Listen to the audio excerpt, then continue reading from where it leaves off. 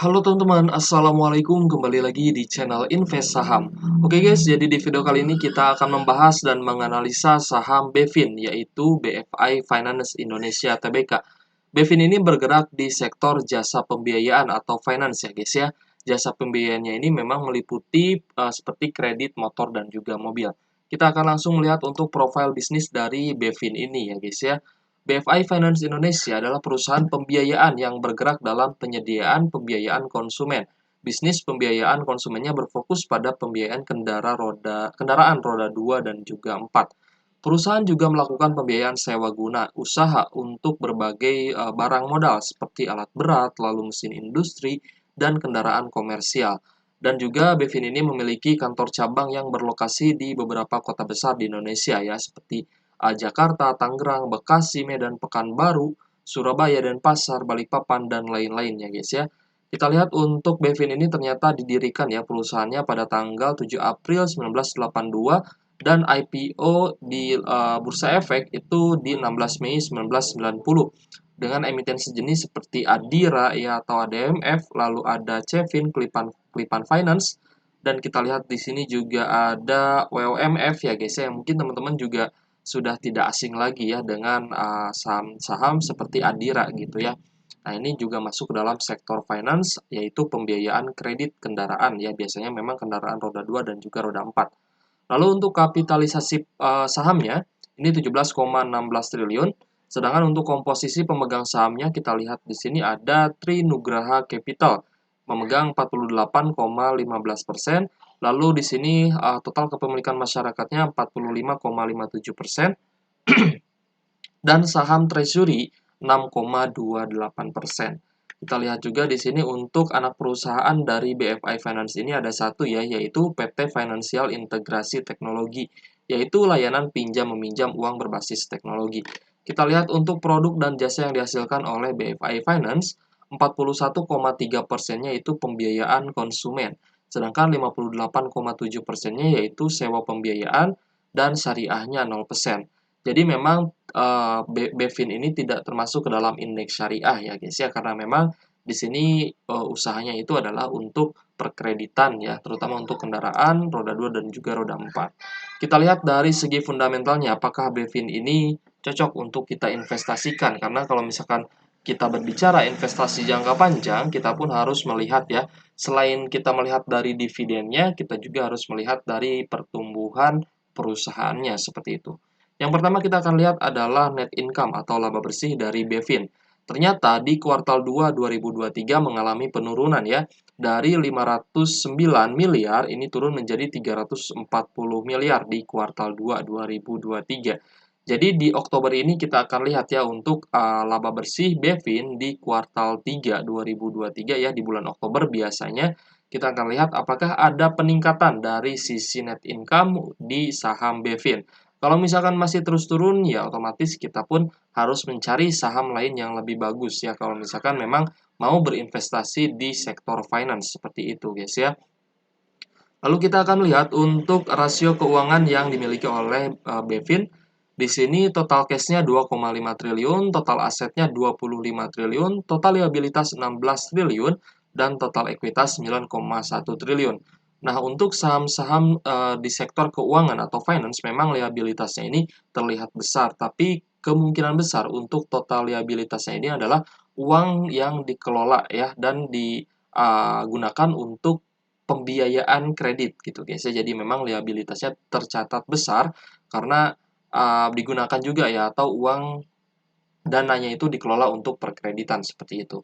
Kita lihat untuk profitabilitas dari BEFIN ini ternyata cukup bagus ya. Operating profit margin-nya 47,38%, sedangkan untuk net profit margin 21,83% ya. Jadi cukup menarik nih dan cukup bagus dari sisi profitabilitas. Dengan modal yang um, dikelola oleh BEFIN, ternyata net profit margin-nya mencapai 21,83% ya guys ya. Ini saya rasa cukup menarik untuk BEFIN ya, meskipun memang kita masih menunggu perkembangan untuk rilis laporan keuangan di kuartal 3, apakah nantinya akan ada kenaikan ya untuk net income-nya. Jadi kita masih tunggu dan masih wait and see untuk saham BEFIN.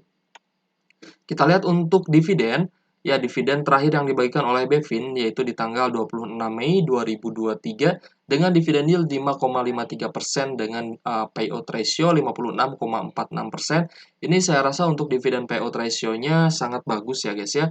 Lalu di sini kita lihat untuk dividennya yaitu Rp32 per lembar saham atau Rp3.200 per lotnya. Kita juga akan lihat apakah BEFIN ini rutin bagi dividen. Kalau misalnya kita perhatikan ya, untuk BEFIN ini ternyata dari tahun 2015 ya guys ya, 2010 bahkan. Di sini sudah bisa membagikan dividen 2 kali dalam setahun ya. Tapi memang terkadang BEFIN ini juga hanya membagikan dividen 1 kali dalam 1 tahunnya. Contohnya seperti di 2009, lalu 2014 ya ini hanya 1 kali, 2018 juga hanya 1 kali. Begitupun juga dengan di 2019 dan 2020 ini hanya bisa bagi 1 kali ya guys ya. Jadi tidak nentu nih apakah BEFIN ini masih bisa membagikan dividen rutin 2 kali dalam setahun ya. Makanya kita harus menganalisa lebih dalam lagi nih untuk saham BEFIN. Dan kita akan memprediksi juga ya, kira-kira apakah akan ada dividen interim di tahun ini ya, di 2023 dan berapa sih kemungkinan besar dividen final yang akan dibagikan di tahun depan, yaitu di 2024 ya guys ya. Biasanya memang di pertengahan tahunnya, seperti itu. Lalu kita akan lihat juga untuk seasonality-nya. Nah, seasonality ini berguna untuk entry point kita. Kira-kira di bulan apa ada kenaikan dan sekiranya harganya masih berada di area bawah atau di area level terendahnya, ini kan berarti menjadi kesempatan untuk kita bisa berinvestasi di sebuah saham yang memang harganya itu bukan harga pucuk gitu guys ya. Karena sebenarnya berbahaya juga kalau misalkan kita FOMO ya, beli saham yang sedang uptrend, yang sedang naik, tapi kita tidak mempertimbangkan resikonya gitu. Bisa saja kita belinya di pucuk, nanti dia terkoreksi dan turun, kita tidak mau cut loss, malah kita nyangkut lama di saham tersebut gitu guys ya. Itu yang sebenarnya kita hindarkan. Makanya kita di sini membahas juga mengenai seasonality-nya. Nah, ternyata seasonality di bulan Oktober ini memang cenderung turun. Begitupun juga di bulan November, dengan penurunan 33% di Oktober dan 40% di November. Sedangkan BEFIN ini biasanya naik yaitu di bulan Desember. Seperti yang kita tahu ya bahwa saham itu memang naik turun. Jadi ketika dia turun, berarti sesudah turun ini akan naik. Nah, biasanya memang seperti itu. Kita lihat di tahun lalu memang BEFIN ini bisa naik di bulan November. Ya, tapi memang untuk bulan Oktobernya cenderung merah. Jadi kita akan lihat pergerakan harga saham BEFIN ya di bulan Oktober ini ternyata masih turun ya guys ya. Jadi kita masih tunggu dulu nih, kita wait and see dulu. Kemungkinan besar dia akan sideways dulu ya guys ya.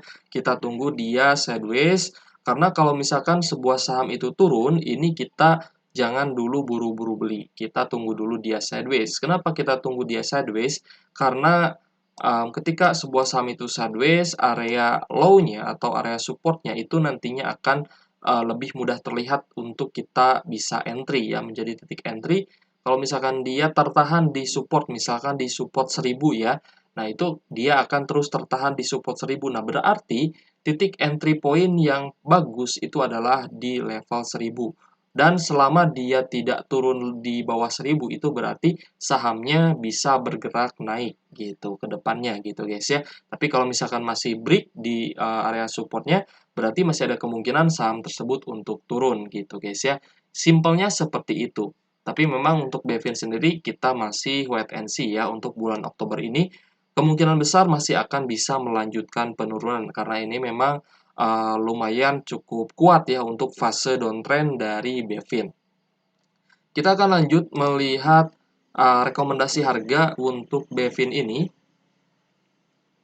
Untuk BEFIN dengan sebaran data tahunan yang kita dapatkan, harga terendah BEFIN ini ada di 965, sedangkan untuk harga tertinggi BEFIN ada di 1535. Dan harga saat ini BEFIN ini ada di harga 1085 ya guys ya.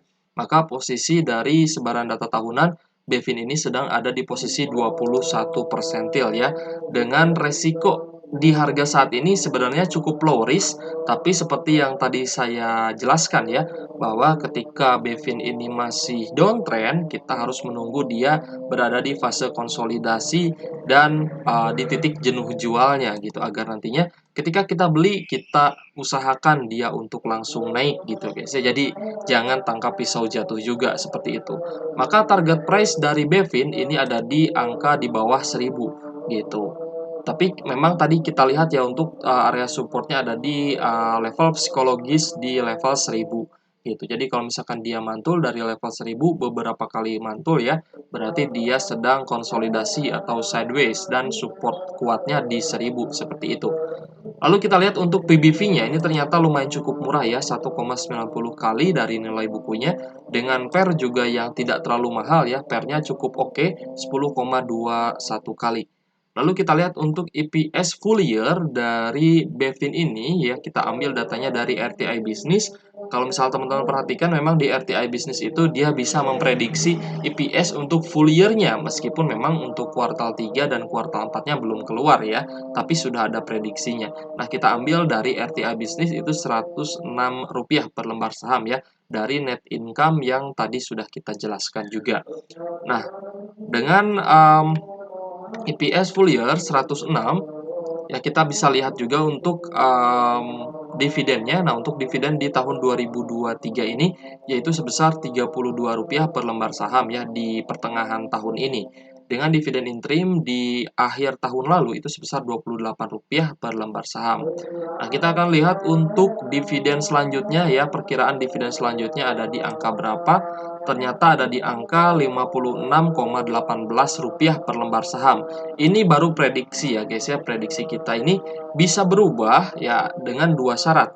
Syarat yang pertama adalah IPS-nya naik, syarat yang kedua adalah naik turunnya dividen payout ratio. Nah, ini EPS itu diambil dari net income atau laba bersih juga dibagi dengan berapa jumlah lembar saham yang tersebar gitu guys ya, yang ada. Lalu untuk dividen payout ratio ini diambil dari seberapa besar persentase dari laba bersih yang akan dibagikan untuk investornya. Sedangkan untuk dividen yield ini dihitung ya dari harga dari besaran dividen ya dibandingkan dengan harga sahamnya gitu guys ya. Dari dividen yield ini kita juga bisa memastikan ya untuk passive income dari saham Bevin. Kalau misal teman-teman ingin passive income 5 juta per bulan, berarti modal investasi yang diperlukan yaitu sebesar 1,8 miliaran ya. Lalu untuk net income atau passive income maksud saya 10 juta per bulan, berarti modal teman-teman itu harus mencapai 2,1 miliar. Lalu kita double lagi menjadi passive income 20 juta per bulan. Maka modal investasi teman-teman harus mencapai 4,3 miliar ya, seperti itu. Nah, jadi untuk saham Bevin dengan dividen yield 5,53%, di sini memang resikonya cukup rendah ya, harga dari Bevin ini lumayan cukup rendah. Tapi memang kita lihat untuk perkembangan dari net income Bevin ini, kita masih menunggu seandainya ya Bevin net income-nya bisa naik di kuartal 3 dan kuartal 4, saya yakin untuk harga dari Bevin pun nantinya akan terapresiasi ya guys ya. Karena di sini secara profil resiko ya dari harga Bevin ini dari data yang kita ambil ya dari sebaran data tahunan bahwa harga saat ini untuk Bevin itu resikonya sangat rendah gitu. Jadi PR-nya untuk kita di saham Bevin ini kita masih melihat sejauh apa pertumbuhan dari net income atau laba bersih dari Bevin ini. Kalau laba bersihnya naik, ya kita bisa memastikan ya bahwa perusahaan ini cocok untuk kita investasi seperti itu. Oke guys, terima kasih sudah menonton dan semoga video ini bermanfaat ya buat teman-teman. Jadi disclaimer on, ini bukan ajakan jual beli saham, keputusan jual beli saham tetap menjadi tanggung jawab pribadi masing-masing sebagai investor dan juga trader di pasar modal Indonesia. Oke guys, thank you for watching. See you in the next video. Wassalamualaikum warahmatullahi wabarakatuh.